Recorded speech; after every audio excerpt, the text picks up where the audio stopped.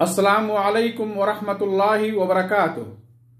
الحمدللہ وحدہ والصلاة والسلام علی من لا نبی بعدہ، اما بعد۔ برادران اسلام، قرآن کریم سورہ توبہ آیت نمبر 36، صحیح بخاری حدیث نمبر 3197 وغیرہ دلائل سے یہ بات ثابت ہے کہ آسمان و زمین کی تخلیق کے دن ہی سال کے 12 مہینے بنائے گئے، جن میں 4 مہینوں کو حرمت و ادب والا مہینہ قرار دیا گیا: ذوالقعدہ، ذوالحجہ، محرم اور چوتھا رجب۔ حرمت و ادب والے مہینوں کے احترام کا شرعی طریقہ یہ ہے کہ ان میں جنگ و قتال نہ کیا جائے اور گناہوں سے حد درجہ اجتناب کیا جائے۔ حرمت والے مہینوں میں کیا گیا گناہ دیگر مہینوں کے مقابلے میں زیادہ قبیح جرم ہے۔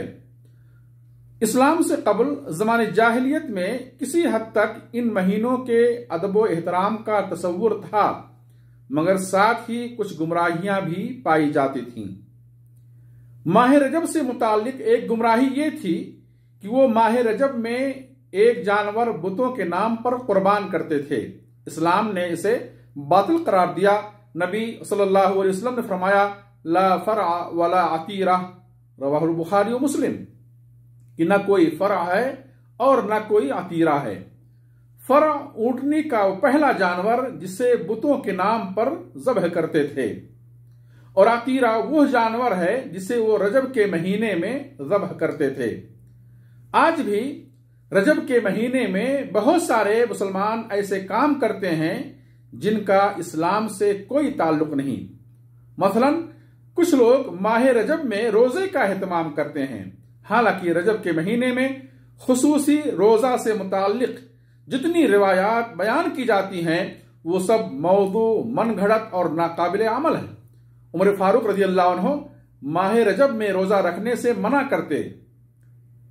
خرشہ بن الحر کہتے ہیں کہ عمر رضی اللہ عنہ رجب میں خصوصی روزہ رکھنے والوں کے ہاتھوں پر مارتے اور کہتے: کلو، کھاؤ۔ اس ماہ کی تعظیم میں ایسا کرنا دور جاہلیت کا عمل ہے۔ اس روایت کو البانی رحمہ اللہ نے اپنی کتاب الارواء میں نقل کیا ہے، اسے صحیح قرار دیا ہے۔ ماہ رجب میں خصوصی عمرے کو افضل اور زیادہ ثواب کا باعث سمجھا جاتا ہے، حالانکہ ماہ رجب میں عمرہ کرنے کی کوئی خاص فضیلت نہیں آئی ہے۔ نبی صلی اللہ علیہ وسلم اور صحابہ رضی اللہ عنہم وغیرہ اسلاف کرام سے رجب میں عمرہ کرنے کی ترغیب اور اہتمام ثابت نہیں۔ عائشہ رضی اللہ عنہ کہتی ہیں: ما اعتمر صلی اللہ علیہ وسلم فی رجب قط، رواہ البخاری حدیث نمبر 4253، کہ رسول اللہ صلی اللہ علیہ وسلم نے رجب میں کوئی عمرہ نہیں کیا۔ مختصر یہ کہ رجب میں عمرہ دیگر مہینوں کے عمرہ کی طرح ہے، اور اپنی جانب سے کسی جائز عمل کو افضل سمجھنا یا اسے کوئی فضیلت دینا یہ بدعت ہے۔ ماہ رجب میں اس دعا کا بھی اہتمام کیا جاتا ہے: اللہم بارک لنا فی رجب و شعبان وبلغنا رمضان۔ یہ دعا سندن ثابت نہیں ہے، بیہقی کی روایت ہے جسے البانی رحمہ اللہ نے ضعیف قرار دیا ہے۔ ماہ رجب کے پہلے جمعے کی رات میں ایک مخصوص طریقے سے صلاۃ الرغائب نامی 12 رکعت نماز ادا کی جاتی ہے۔ یہ نماز نبی صلی اللہ علیہ وسلم، صحابہ، تابعین، تبع تابعین اور ائمہ دین سے ثابت نہیں ہے۔ جمہور علماء کے نزدیک یہ بدعت ہے جو کہ 5ویں صدی ہجری میں ایجاد ہوئی ہے۔ ماہ رجب کی 27ویں رات کو کچھ مسلمان شب معراج مناتے ہیں۔ گرچہ اسراء و معراج سیرت کا ایک عظیم باب اور عظیم معجزہ ہے، نبی کریم صلی اللہ علیہ وسلم کی نبوت کی صداقت کی دلیل ہے، مگر سوال یہ ہے کہ کیا نبی صلی اللہ علیہ وسلم، صحابہ اور تبع تابعین اور ائمہ دین نے اسراء و معراج کی رات میں کسی خاص عمل اور عبادت کا اہتمام کیا؟ اس رات یا اس تاریخ میں کوئی جشن منائی؟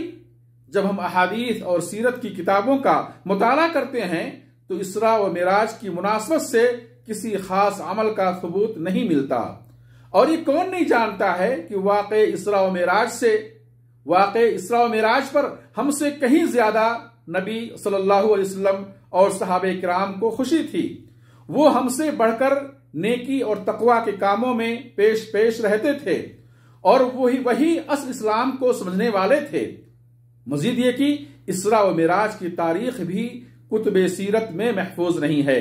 سیرت کی کتابوں میں الگ الگ سال، مہینہ اور دن کا ذکر ملتا ہے، جس سے صاف ظاہر ہوتا ہے کہ اسراء و معراج کی تاریخ میں کسی خاص عمل کا اہتمام نہیں کیا گیا، ورنہ دیگر عبادات کی تاریخ کی طرح شب معراج کی تاریخ بھی محفوظ رہتی۔ معلوم ہوا کہ شب معراج منانا بدعت ہے۔ اسی طرح سے رجب کا کنڈا بھی بڑا مشہور ہے۔ ایک غریب لکڑہارے کی بیوی امام جعفر صادق اور ایک وزیر کی بیوی کی طرف منسوب من گھڑت واقعہ بیان کیا جاتا ہے، اور 22 رجب کو امام جعفر صادق کے نام پر کنڈا بھرنے اور غریبوں کو کھانا کھلانے کا اہتمام ہوتا ہے، غیر اللہ کی محبت میں، غیر اللہ کی قربت حاصل کرنے کی اور اس سے بدلہ پانے کی امید میں صدقہ کر کے اللہ کے ساتھ شرک کیا جاتا ہے۔ قرآن نے ایسے کھانے کو حرام کیا۔ اللہ فرماتا ہے وَمَا أُهِلَّ بِهِ لِغَيْرِ اللَّهِ، سورہ بقرہ آیت نمبر 173، کہ اور اس چیز کو حرام کیا گیا ہے جو اللہ کے سوا کسی اور کے نام سے پکاری گئی ہو۔ یہ اعتقاد رکھا جاتا ہے کہ امام جعفر صادق کے نام کنڈا کرنے سے دعا ضرور قبول ہوگی۔ بطور دلیل وہی من گھڑت بات اور جھوٹی بات کہی جاتی ہے کہ امام جعفر صادق نے کہا 22 رجب کو کنڈے کرو اور میرے وسیلے سے دعا کرو، اگر تمہاری مراد پوری نہ ہوئی تو قیامت کے دن میرا گریبان پکڑ لینا۔ دراصل شیعہ کی جانب سے یہ انتہائی صریح جھوٹ، خلاف شرع اور عقید اسلام کے خلاف بات پھیلائی گئی ہے۔ 22 رجب دراصل امیر معاویہ رضی اللہ عنہ کی تاریخ وفات ہے، جس پر شیعہ جشن مناتے ہیں والعیاذ باللہ۔ ماہ رجب میں بڑے بڑے درگاہوں اور مزاروں پر عرس اور میلے لگائے جاتے ہیں، مرد و زن اور عقیدت مندوں کا ہجوم ہوتا ہے۔ صاحب قبر سے جس عقیدت، محبت اور خوف کے ساتھ امیدیں رکھی جاتی ہیں اور ان پر توکل کیا جاتا ہے، انہیں پکارا جاتا ہے، ان کے سامنے مرادیں اور منتیں پیش کی جاتی ہیں، وہ دراصل سراسر شرک اکبر ہیں۔ مسلمانوں کو ان کاموں سے توبہ کر کے توحید و سنت کی راہ اپنانی چاہیے، شرک و بدعات کے دلدل سے نکل کر سنت کی روشن شاہراہ پر آنا چاہیے۔ اللہ توفیق دے۔